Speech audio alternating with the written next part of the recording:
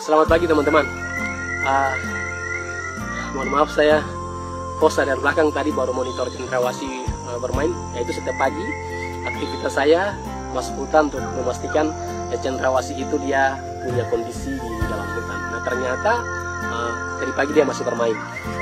Nah teman-teman, tadi malam dari jam 10 sampai dengan subuh, jam 3 subuh itu saya di Messenger bikin pesan lewat WA dan pesan juga kepada beberapa media sosial saya lainnya. Itu mereka minta saya kasih tanggapan terkait dengan video viral di Jayapura, di mana BBKSDA Papua bersama dengan instansi terkait lainnya melakukan pemusnahan terhadap mahkota cendrawasih atau cendrawasih offsetan. Nah, ketika itu saya mencari informasi.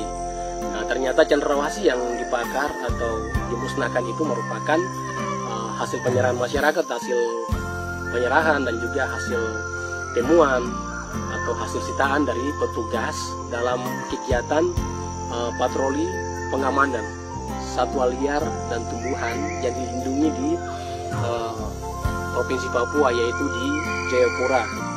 Nah, jadi saya mau menyampaikan bahwa di sini saya bukan siapa-siapa. Saya adalah anak Papua. Saya adalah pemuda adat Papua yang setiap saat bersuara tentang menjaga kelestarian cendrawasih di tanah Papua. Dan setiap saat masuk hutan melihat aktivitas cendrawasih di hutan. Dan juga pernah melakukan inventarisasi dan menghitung populasi cendrawasih di tanah Papua, lebih khusus di Provinsi Papua Barat dan Provinsi Papua Barat Daya. Nah, di sini saya menyampaikan bahwa kenapa kita orang terlalu agresif, ya, untuk itu anak-anak Papua. Kenapa kita terlalu agresif dengan situasi kemarin? Padahal yang lebih menyayat hati, ya, yang lebih tragis lagi itu ketika cendrawasih ditembak mati di hutan, dibunuh mati, dijerat, dibawa dan diperdagangkan. Ya, itu awal penderitaannya itu ketika dia mengeluarkan darah, ditembak di hutan, dibelah, masukkan formalin, masukkan bahan pengawet lainnya, baru dijual. Nah, kenapa kita tidak bicara tentang ini masih banyak orang Papua dan juga orang non-Papua yang masih menggunakan cendrawasih.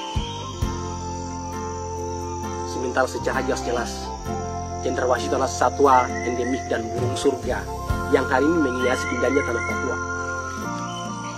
Dan yang berikutnya adalah terlepas dari undang-undang. Walaupun Undang-Undang Nomor 5 tahun 1990 pasal 21 itu memberikan larangan untuk setiap orang menggunakan ataupun memiliki satwa liar yang dilindungi termasuk cendrawasih dalam kondisi hidup ataupun mati, itu dilarang.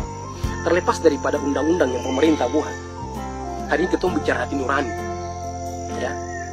Bicara hati nurani itu bukan karena kemarin cendrawasih dibakar, tidak.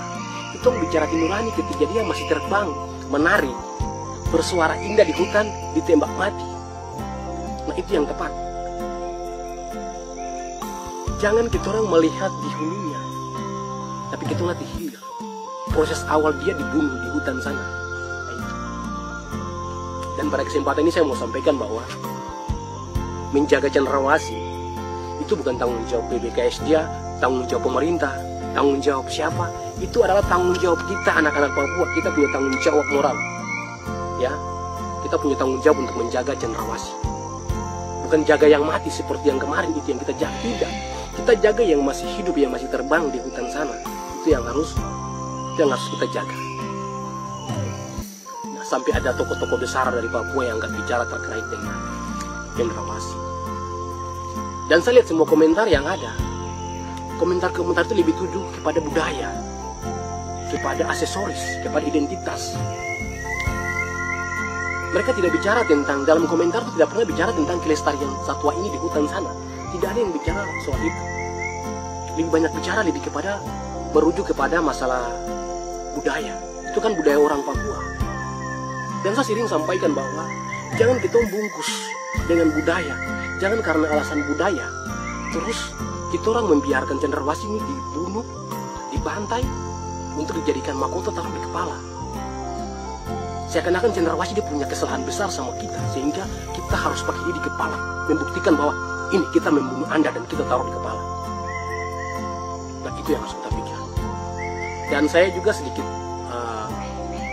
tidak sependapat dengan apa yang disampaikan oleh salah satu abang kita, tokoh besar kita, yaitu kakak Yan Mandenas. Kakak, saya mohon maaf.